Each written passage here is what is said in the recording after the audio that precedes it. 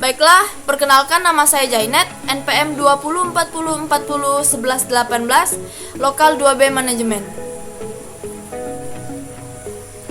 Adapun judul materi yang akan saya bawakan yaitu persaingan sehat dalam bisnis. Sebelum kita mempelajari lebih dalam lagi, alangkah lebih baiknya kita mengetahui terlebih dahulu apa itu persaingan sehat dalam bisnis. Persaingan sehat ialah persaingan yang tidak menjatuhkan dan juga tidak merugikan satu sama lain, tetapi bersaing dengan cara meningkatkan kualitas ataupun kemampuan masing-masing. Nah, persaingan bisnis yang sehat itu seperti apa? Yang pertama, tidak bersaing pada harga. Boleh saja bersaing dalam harga, tetapi ini bukan hal yang utama. Nah, dan pengaruhnya juga tidak begitu signifikan.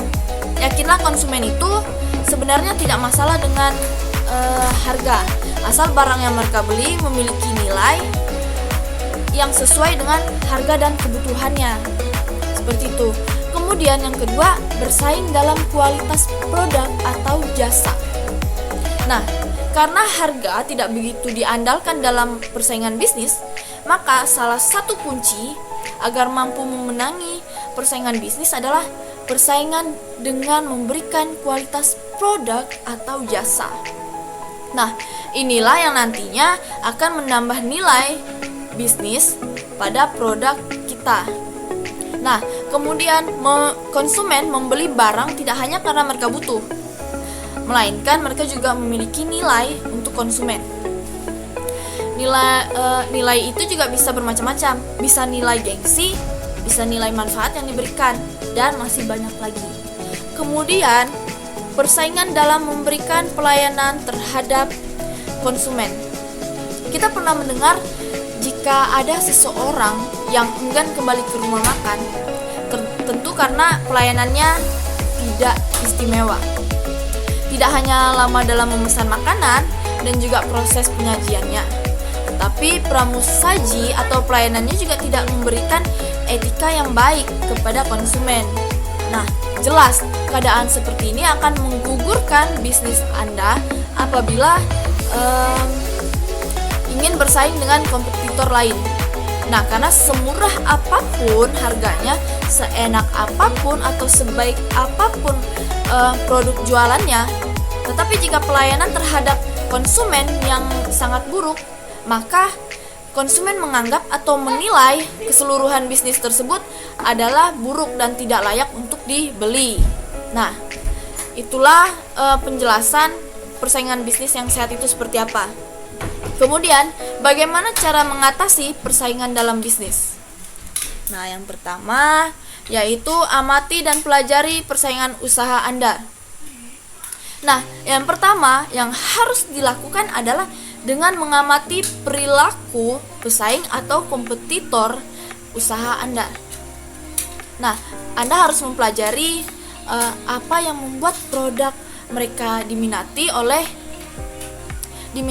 banyak masyarakat. Anda juga harus mempelajari kapan mereka ramai dan kapan tempat mereka sepi dikunjungi oleh masyarakat. Hal ini akan menjadi strategi usaha yang bisa Anda lakukan. Kemudian, memahami karakteristik usaha Anda. Langkah yang kedua ini yaitu Anda harus mengerti dan memahami karakteristik usaha Anda. Mengapa demikian? Karena ini bertujuan agar Anda dapat mencapai target pasar. Dan ingat, lakukanlah prinsip ekonomi yaitu mengeluarkan modal sekecil-kecilnya untuk mendapatkan keuntungan sebesar-besarnya. Nah, kemudian yang ketiga, amati, tiru, dan perbaharui.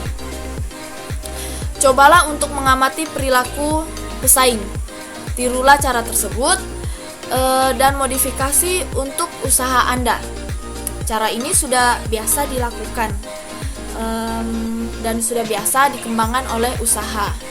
Hal ini biasa dilakukan juga bagi pemain baru. Kemudian, beri potongan harga atau diskon. Tujuannya untuk menarik minat masyarakat. Nah, cara ini juga menjadi cara yang ampuh untuk meningkatkan penjualan yang biasa kita terapkan di event atau hari-hari tertentu. Misalnya, contohnya, ada sebuah acara besar-besaran. Misalnya acara ulang tahun kota atau apa ya. Dan itu adalah malam penutupan. Nah, malam penutupan biasanya itu paling banyak dikunjungi oleh masyarakat. Nah, inilah salah satu peluang kita untuk mendapatkan penghasilan. Nah, bagaimana caranya? Berilah potongan harga atau diskon kepada masyarakat supaya masyarakat berpikir ini barang murah. Jadi kita harus membeli ini karena ini mumpung diskon. Nah, seperti itu. Itu adalah salah satu cara untuk menarik perhatiannya para masyarakat atau konsumen. Nah, kemudian keramahan dalam komunikasi ke konsumen. Sudah saya jelaskan. Yang pertama, penjelasan yang pertama tadi, yaitu pelayanan merupakan salah satu cara yang bisa membuat orang senang. Mengapa? Karena di kehidupan manusia, orang yang berperilaku baik kepada orang lain itu disenangi. Nah, begitupun dalam sebuah perusahaan ke konsumennya. Nah, hal ini bisa memberikan kepuasan terhadap konsumen. Seperti itu. Kemudian yang terakhir yaitu jujur. Mengapa harus jujur?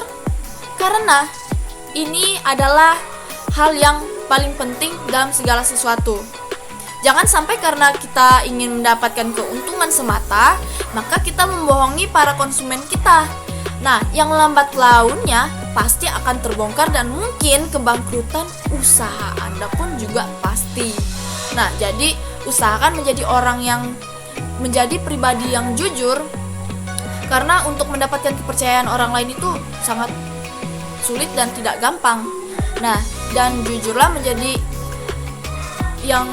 sifat orang yang percaya kepada Anda dan usaha Anda yang Anda rintis. Seperti itu ya. Kemudian tantangan bisnis di kemudian hari. Yang pertama, tidak ada penyesuaian digitalisasi bisnis. Sebagian besar orang beranggapan bahwa digitalisasilah yang akan mempermudah setiap aktivitas bisnis. Ya, tidak hanya itu, keuntungan bisnis juga yang dihasilkan setelah penerapan digitalisasi juga diklaim akan lebih besar.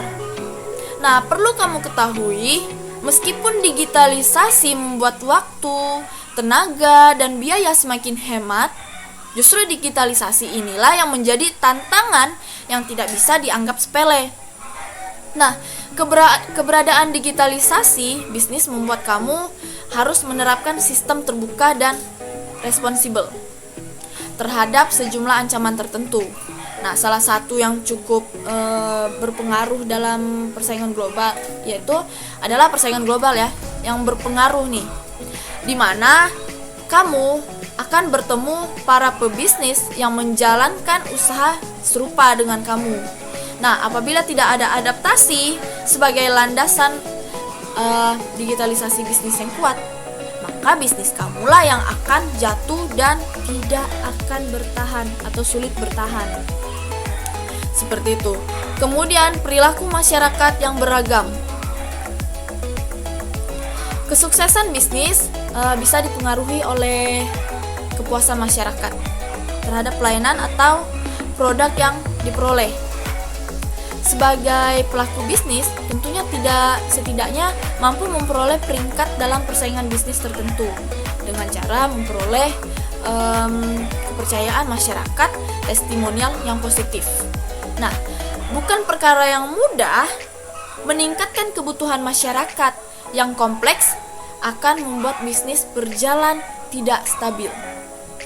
Penyesuaian terhadap karakteristik masyarakat kadang membutuhkan waktu yang sangat lama, sedangkan pengambilan keputusan dalam berbisnis itu harus sesegera mungkin dan sejelas mungkin. Kemudian yang ketiga, minimnya strategi digital marketing. Apapun saat ini akan sulit berkembang jika tidak diintegrasikan dengan sistem online. sebagai basis pemasarannya. Sebab internet adalah pasar yang sangat luas untuk mempertemukan bisnis dengan konsumen atau klien. Artinya, digital marketing telah menjadi keharusan untuk bisnis apapun. Misalnya dalam hal persaingan bisnis, digital marketing adalah satu bidang yang cukup menonjol. Ketidakmampuan menyusun strategi pemasaran digital akan berdampak buruk terhadap perjalanan bisnis untuk ke depannya. Seperti itu. Kemudian, ketidakpastian kondisi ekonomi. Perubahan permintaan pasar yang begitu cepat, ketidakstabilan harga bahan baku, kurs mata uang yang naik turun dan sebagainya merupakan sesuatu yang sulit diprediksi namun bisa membawa pengaruh besar pada bisnis yang dijalankan. Nah, kemudian yang terakhir, mengelola keuangan usaha. Banyak bisnis kecil yang gagal karena kesalahan dalam mengelola keuangan mereka. Kesalahan dalam mengelola keuangan yang dihadapi adalah pengeluaran yang terlampau besar dan tidak menyisihkan uang simpanan untuk masa mendatang apabila ada kondisi krisis melanda bisnis. Untuk bisnis kecil, pemilik bisnis mungkin masih dapat menjalankan peran sebagai pengelola arus keuangan. Namun, memperkerjakan seseorang yang profesional yang merupakan hal yang baik untuk bisnis. Anda bisa fokus untuk mengembangkan bisnis dan menghadapi klien-klien potensial dengan adanya bantuan profesional untuk mengelola keuangan. Baiklah, demikianlah presentasi dari saya. Kurang dan lebihnya saya mohon maaf. Sekian dan terima kasih.